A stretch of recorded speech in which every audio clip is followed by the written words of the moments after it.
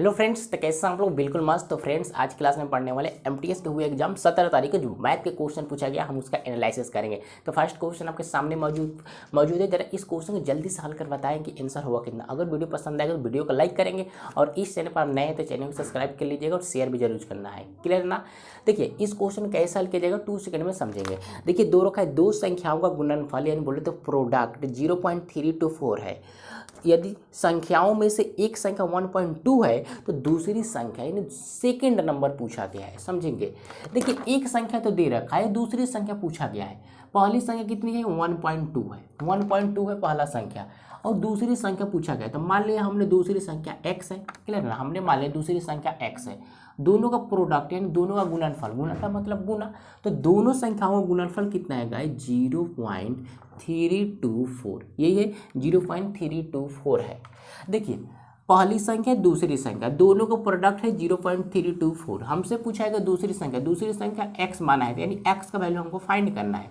तो 1.2 से इसको डिवाइड कर दें, काटेंगे तो कितना होगा? अगर इससे इसको काटोगे तो कितना होगा? 0.0 कितना? 12 दूना का 24 और 12 सत्ते 84, 12 सत्ते 84 यानी 0.27 हमारा करेक्ट आंसर। दूसरी संख्या का वैल्यू कितना होगा? 0.27 करेक्ट आंसर।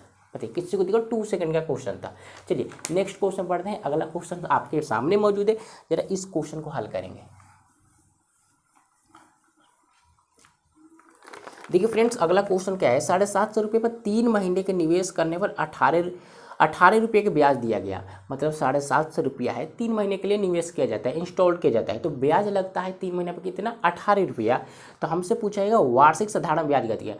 मतलब जो पैसा दिया गया है 750 रुपया 3 महीने के लिए 18 रुपये पर ब्याज पर, तो किस रेट से दिया गया? परसेंटेज रेट पूछा गया है ना। रेट समझते हो ना? दर निकालना है तो समझेंगे। डायरेक्ट मैं दर का फार्मूला बता रहा हूँ। रेट बराबर R फॉर रेट, हिंदी में बोलते हैं दर। तो दर बराबर याद रखेंगे SI गुने 100 और अपन में P गुने टाइम। क्लियर है ना? SI साधारण ब्याज है, P क्या है? प्रिंसिपल यानी मूलधन, T आपका समय यानी टाइम है। हमसे रेट पूछा गया तो डायरेक्ट रेट बराबर SI कितना है? साधारण ब्याज कितना लग रहा है? 18 रुपया। क्लियर है ना? और 100 और बट्टे में आपका पास धन कितना है? प्रिंसिपल मूलधन कितना है? 750, और टाइम कितना है? 3 मंथ। तो 3 मंथ नहीं लिखेंगे। क्यों नहीं लिखेंगे समझेंगे। देखिए ध्यान से समझिएगा, यहीं पर समझने वाली बात है कि मंथ में 3 मंथ क्यों नहीं लिखेंगे। देखिए, जो ब्याज है इसमें लिखा गया है साधारण ब्याज, वार्षिक रूप से संयोजित है, मतलब 1 साल का ब्याज लग रहा है 18 रुपया, जबकि टाइम दे रखा है 3 मंथ। 3 मंथ ये महीना में है, तो महीने को साल में चेंज करना पड़ेगा ना। महीने को साल में चेंज करेंगे, तो ये 3 मंथ है, इसको ईयर में बदल ले, साल में बदल ले। तो कैसे बदलेंगे? 1 साल में 12 मंथ होता है, तो 3/12 कर दें, काटेंगे तो 1/4 रहेगा। क्लियर है ना? तो बट्टे में 1/4 आएगा, तो ये 4 ऊपर चला जाता है, तो डायरेक्ट मैं यहाँ पर 4 भेज दे रहा हूँ। क्लियर है ना? नीचे 1 और ऊपर 4 चला जाएगा। बातें समझ में आई? आप बोलेंगे जी हाँ। अब यहाँ से हल कर लेते हैं। देखिए, 0 से 0 कट जाएगा, है ना? 0 से 0 इसको काट दें, 5 से 15 × 5 = 75, इसको काटेंगे 5 से तो 2 होगा। क्लियर है? और कुछ कटेगा? 3 से, ये 3 × 6 = 18 और 3 × 5 = 15, और कोई नंबर नहीं कट सकता। यानी गुना करेंगे 6 दूना के 12, 6 दूना के 12, और ये कितना हो जाएगा? 12 चौके 48, 48/5, और 5 से अब इसको डिवाइड कर देंगे। 5 से अगर गाइस डिवाइड करोगे तो कितना होगा? कितना होगा? 5 9 45, यानी 9.6% आपका करेक्ट आंसर होगा। क्लियर ना? इतने परसेंट के रेट से आपका ब्याज लग रहा है। क्लियर? 9.6%। क्लियर है? Yes no? बताइए, किसी क्वेश्चन को दिक्कत किसी में नहीं हो, बस यहाँ पर तहलका मचाना है। बातें क्लियर हो गई? नेक्स्ट क्वेश्चन चलते हैं।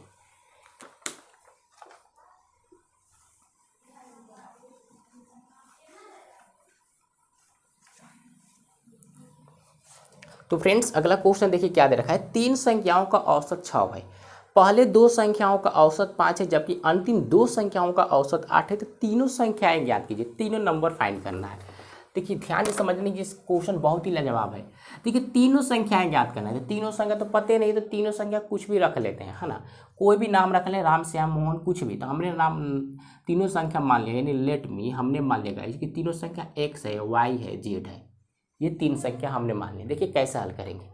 देखिए, अगर मैं पूछूं एवरेज बराबर यानी औसत बराबर क्या होता है? आंकड़ों का योग बट्टे आंकड़ों की संख्या। आंकड़ों का योग मतलब टोटल आंकड़ों का योग बट्टे आंकड़ों की संख्या, ये औसत का फार्मूला होता है। क्लियर है ना।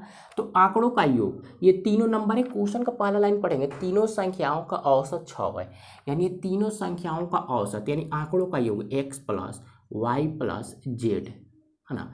तीनों संख्याओं का औसत यानी आंकड़ों का योग बटे आंकड़ों की संख्या, कितना आंकड़ा है 1 2 3 बट्टे में 3, और इनका औसत कितना है 6 है। बातें समझ में आई? आप बोलेंगे जी हाँ, फार्मूला हमने यहाँ लगाया है, औसत बराबर नहीं एवरेज बराबर क्या होता है, आंकड़ों का योग बटे आंकड़ों की संख्या, टोटल आंकड़ों का योग यानी जोड़ देंगे, टोटल आंकड़ा कितना है 3 है, औसत वैल्यू दे रखा है 6। क्लियर है। अगर 3 को इधर फेंक देंगे तो किस में, गुना में चला जाएगा, तो डायरेक्ट मैं यहाँ पे 18 लिख रहा हूँ। क्लियर है ना।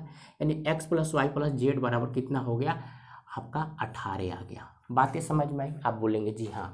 अब आगे लाइन पढ़ेंगे, पहले दो संख्याओं का औसत 5 है, पहले यानी शुरू के दो संख्याओं का औसत कितना है गाइज, औसत 5 है, यानी x प्लस वाई बराबर कितना होगा, बट्टे में 2, फिर इधर करेंगे तो कितना हो जाएगा 10 हो जाएगा। क्लियर होगा। फिर आगे पढ़ेंगे तो दे रखा है क्वेश्चन में, जबकि अंतिम दो संख्याओं का औसत 8 है, मतलब अंतिम बोले तो लास्ट से दो संख्याओं का औसत 8 है, यानी y प्लस जेड बराबर कितना हो जाएगा 8 दूना का 16। आते समझ में? आप बोलेंगे जी हाँ, बट्टे में 2 होगा, इधर फेंक देंगे, एवरेज में गुना कर देंगे, यही हमने किया डायरेक्ट। क्लियर है ना। अब समझेंगे, हमसे पूछा गया है तीनों संख्याओं का वैल्यू कितना है, तो यहाँ से ध्यान से समझेंगे। देखिए x प्लस वाई का वैल्यू कितना है 10 है, अगर मैं x प्लस वाई का वैल्यू यहाँ पे मैं 10 रख दूँ तो z का वैल्यू निकल के आ जाएगा, z का वैल्यू कितना होगा, इधर फेंक देंगे माइनस, यानी z का वैल्यू 8 आ जाएगा। क्लियर है। अब यहाँ से समझेंगे, फिर देखेंगे यहाँ y प्लस जेड बराबर कितना है 16 है, तो z का वैल्यू हमने 8 निकाला, यहाँ 8 रख देंगे, इधर माइनस कर देंगे तो y का वैल्यू आ जाएगा 8। क्लियर है। अब x का वैल्यू समझिएगा, देखिए y का वैल्यू हमने 8 निकाला, अगर यहाँ 8 रख दो माइनस कर दोगे तो कितना आ जाएगा, x का वैल्यू 2, यानी हमारा x y z का वैल्यू कितना है 288, करेक्ट आंसर। क्लियर है। आप बोलेंगे जी हाँ क्लियर है। बातें समझ में आई? Yes sir. किसी को दिक्कत इस क्वेश्चन में बिल्कुल नहीं होगा, नेक्स्ट क्वेश्चन हल करेंगे आप खुद से, जल्दी से हल करके बताइए इसका आंसर होगा कितना।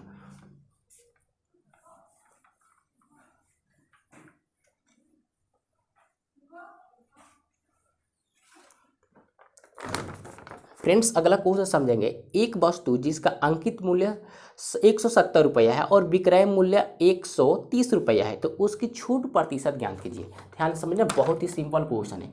मार्क प्राइस बोले तो अंकित मूल्य कितना है भाई 170 रुपया है ना, और उसका विक्रय मूल्य बोले तो एसपी सेलिंग प्राइस कितना है 130, मतलब उसका मार्क प्राइस 170 है तो बेच कितने में रहा है, दुकानदार कितने में बेचा 130 रुपये में बेचा, तो उसने कितने रुपये का डिस्काउंट दिया, कितने रुपये का डिस्काउंट दिया गाइज, तो डिस्काउंट दे दिया 40 रुपये का, 40 रुपये। बट हमको वैल्यू नहीं बताना, हमको परसेंटेज में वैल्यू बताना है ना, कि परसेंटेज में बताइए कितने परसेंट की छूट दे रखा है। देखिए 40% का डिस्काउंट मिला, किस पर, हमेशा डिस्काउंट आपको मार्क प्राइस पर मिलता है, सामान किनने जाते होंगे मॉल वगैरह मार्केट में, तो डिस्काउंट किस पर मिलता है, मार्क प्राइस पर, अंकित मूल्य पर। तो अंकित मूल्य कितना है 170, तो बट्टे में 170 और प्रतिशत के लिए गुने में 100। क्लियर है ना। 1 0 से 1 0 काट दोगे कितना हो जाएगा 400 और बट्टे में 17। अगर इससे इसको डिवाइड करोगे आएगा 23.53 आपका करेक्ट आंसर है। क्लियर है। 23.53 आपका करेक्ट आंसर हो जाएगा। 17 से भागा लगाएंगे तो यही आएगा 23.53% करेक्ट आंसर। इतने रुपए का डिस्काउंट मिला। क्लियर है। आप बोलेंगे क्लियर है, समझे कि नहीं सर, बहुत ही आसान था। चले ना आगे बढ़ सकते हैं, बोलो भैया आगे बढ़े ना। चलिए नेक्स्ट क्वेश्चन पर समझते हैं। अगला क्वेश्चन हल करेंगे आप।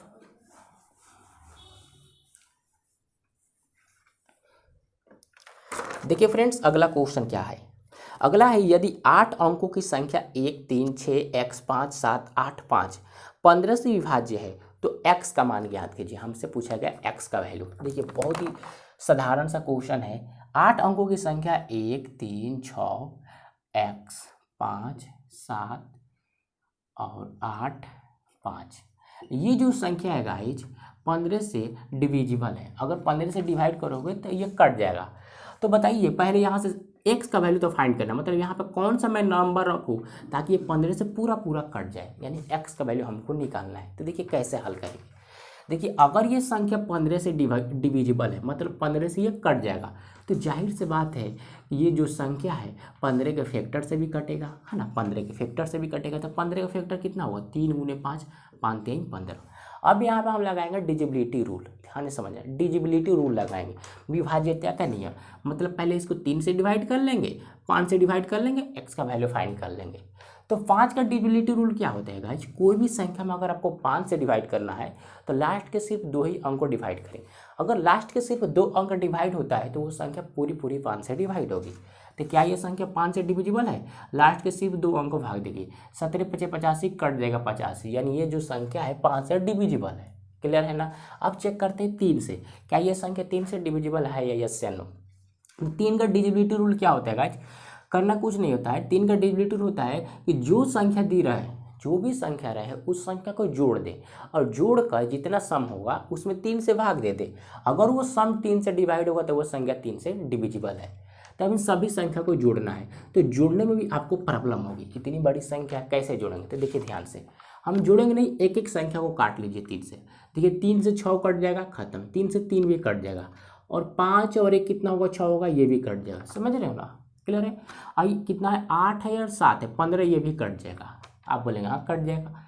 बचा 5 और x, यानी x + 5 बच गया, और बट्टे में कितना होगा, 3 होगा। 3 से ही तो डिवाइड कर रहा है। तो बताइए x का वैल्यू मैं यहाँ पे कौन सा नंबर रखूँ ताकि डिविजिबल हो जाए।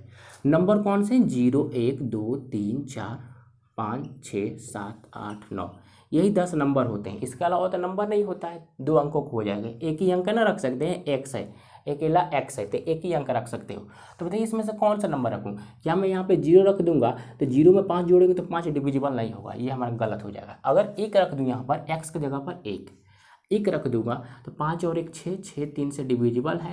तो x का वैल्यू हमारा कितना आ गया, 1 हमारा करेक्ट आंसर। x का वैल्यू कितना है, करेक्ट आंसर 1 होगा। देखिए सब बातें दिमाग में करनी चाहिए ताकि 2 सेकंड में हल होगा। ऐसे करेंगे तो बहुत टाइम लगेगा, ऐसे नहीं करना है। आधे काम तो दिमाग में ही कर लोगे ना, समझाने के लिए हमने ऐसा किया है। चलिए नेक्स्ट क्वेश्चन हल करिए।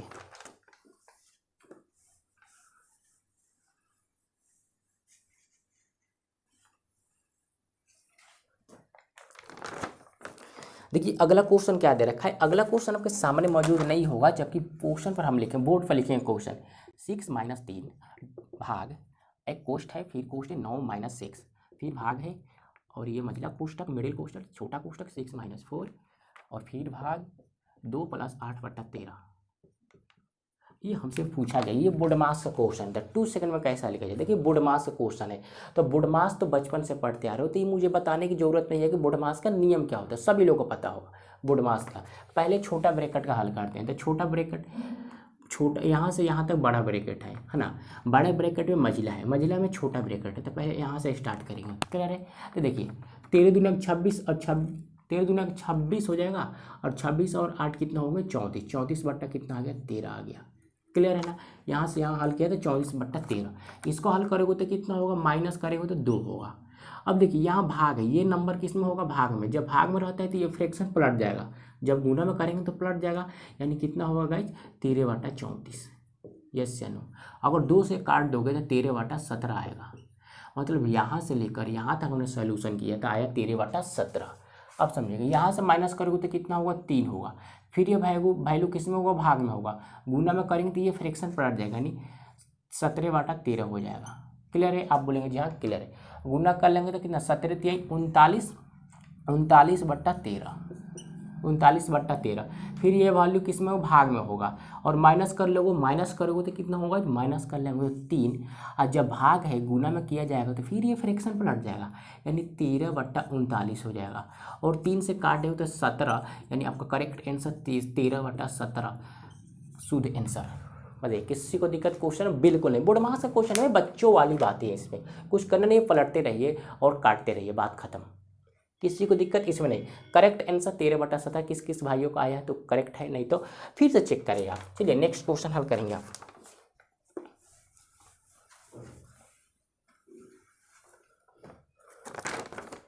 देखिए अगला क्वेश्चन, यदि a + b = 7 है और ए बी का वैल्यू 12 है तो a² + b² किसके बराबर है। यानी हमसे पूछा गया है a + b = 7 दे रखा है ना, और ए बी बराबर आपका है वैल्यू कितना, 12। तो आपसे पूछा गया कि a² + b² का वैल्यू निकाल के बताइए कितना होगा। एक तरीका है a + b का होल स्क्वायर का फार्मूला लगा के आप फाइंड कर सकते हैं। a + b का होल स्क्वायर का फार्मूला लगाइए, वैल्यू निकालिए। तो फार्मूला लगाने का बिल्कुल नहीं, हम वैल्यू फिटिंग से हल करेंगे। वैल्यू फिटिंग बहुत ही आसान होता है। देखिए एक ए और दूसरा बी, इन दोनों के मतलब दोनों की जगह पर एक ऐसा दो नंबर लीजिए ताकि मैं जोड़ दूँ तो 7 हो जाए। मतलब वो कौन सा नंबर है, अगर मैं 3 ले लूँ और प्लस 4 ले लूँ, 3 और 4 7 हुआ, बराबर हो जाएगा। समझ रहे ना, अगर 3 और 4 कितना होगा, 7 होगा, 3 ले लूँ 4 ले लूँ तो जोड़ेंगे 7, 7 के बराबर हो गया। क्या ये वैल्यू यहाँ पर रखने पर 12 आएगा, देखते हैं। देखिए 3 यहाँ गुने में 4, 4 3 12, यानी यहाँ भी सेटिस्फाइड हो गया। मतलब दोनों जगह वैल्यू रख रहा हूँ मैं 3 और 4, तो दोनों जगह संतुष्ट है। क्लियर है, यहाँ भी 3 रखा 4, यहाँ भी 3 4 रखा, दोनों जगह 7 आ गया, यहाँ भी 12 आएगा। तो यानी ए का वैल्यू कितना होगा, ए का वैल्यू 3, 3 के स्क्वायर करेंगे तो 9, और बी का वैल्यू 4, 4 के स्क्वायर करेंगे 16, और दोनों को जोड़ दिए 25 आपका करेक्ट आंसर। 25 आपका करेक्ट आंसर। बताइए किसी को दिक्कत इस क्वेश्चन, बिल्कुल नहीं। या आप फॉर्मूला लगा लें, ए प्लस बी का होल स्क्वायर क्या होगा, A square plus B square plus 2ab। Clear, ये वैल्यू पूछा गया आपका, यहाँ वैल्यू रख के हल कर दें, इससे भी कर सकते हैं, कोई बात नहीं। चलिए नेक्स्ट क्वेश्चन में बढ़ते हैं।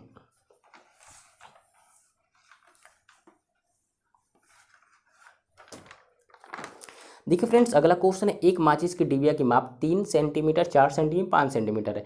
ऐसे 12 डिबियों का पैकेट का आयतन कितना है। 12 डिब्बा मतलब एक माचिस के डिबिया है जिसका माप कितना है, 3 4 और 5 है ना। देखिए माचिस का आपने डिब्बा देखा होगा, कैसा होता है, घनाभ की तरह होता है। तो घनाभ की तरह होता है तो हम घनाभ का ही आयतन निकाल लेते हैं। आयतन ही तो पूछा गया है, तो कितना हो, घनाभ का आयतन क्या होता है, लंबाई गुना चौड़ाई गुना ऊंचाई। तो 3 4 5 क्या है भाई, लंबाई चौड़ाई ऊंचाई है, और क्या है, तीनों को गुना कर देंगे। अगर तीनों गुना करेंगे तो कितना होगा, 4 12 12 25 60 आ जाएगा। क्लियर है, ये एक माचिस का हुआ, एक माचिस के डिब्बा का आयतन कितना हुआ, 60 है। ऐसे पूछा गया 12 कि 12 डिब्बा का बताइए, तो 12 से मल्टीप्लाई कर दीजिए, 12 6 72, 720 आपका करेक्ट आंसर। 720 आपका करेक्ट सुप्योर आंसर, किसी को दिक्कत नहीं होगी। चलिए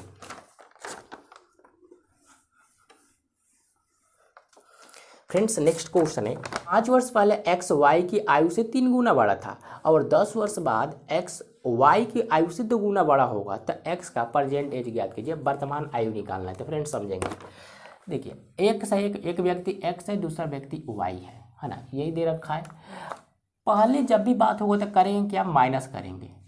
क्या माइनस करेंगे, 5 वर्ष पहले, तो 5 वर्ष दोनों में से माइनस कर लेंगे। ये हल करने का तरीका होता है। क्लियर है, आप बोलेंगे जी क्लियर है। कितना बड़ा था गाइस, 3 गुना बड़ा था। 3 गुना, जो वाई है 3 गुना बड़ा था एक्स है, ये दोनों वैल्यू क्या होंगे, इक्वल होंगे। क्लियर है, यहाँ से हम इक्वेशन बनाएंगे।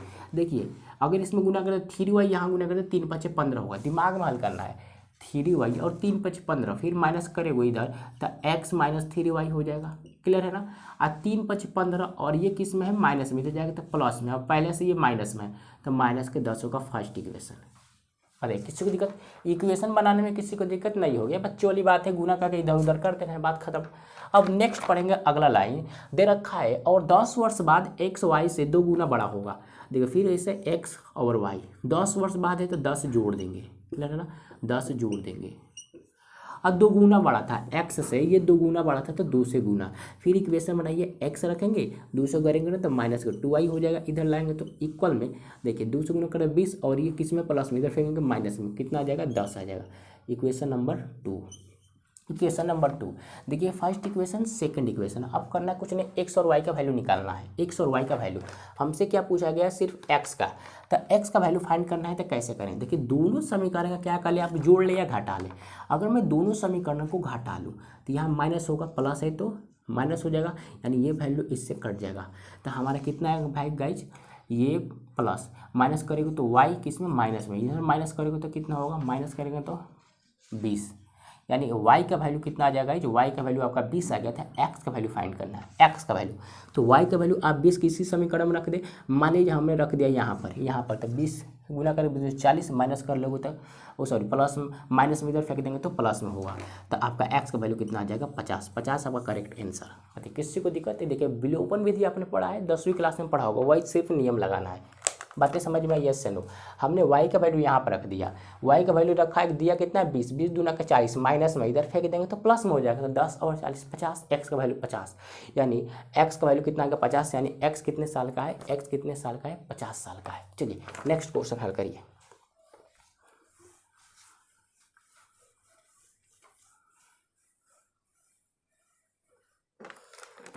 देखिए अगला क्वेश्चन है, एक खिलाड़ी 9 पारियों के बाद 49 रन का औसत था और उसके अपनी 10वीं पारी में 52 का औसत प्राप्त करने के लिए कितने रन बनाने होंगे। बहुत ही ईजी क्वेश्चन है, ध्यान से समझेंगे।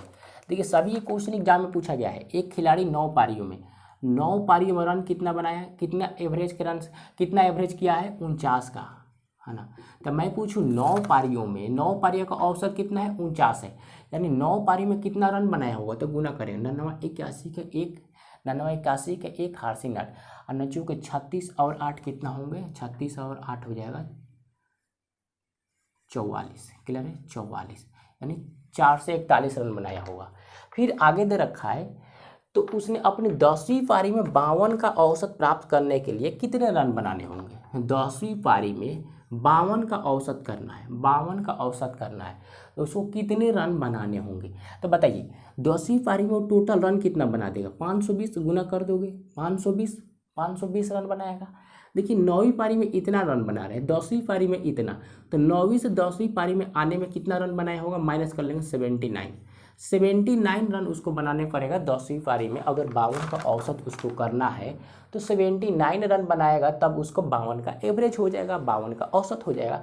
तो 79 आपका करेक्ट आंसर हो जाएगा। बताइए किसी को दिक्कत इस प्रॉब्लम में नहीं होगी। तो फ्रेंड्स जो क्वेश्चन आपको समझ में आए थोड़ा सा भी चुल्लू भर में, तो वीडियो को लाइक करेंगे। इस चैनल पर नया है ताजा फ्रेश है तो चैनल को सब्सक्राइब कर लें। मिलते हैं नेक्स्ट वीडियो में, टेक केयर।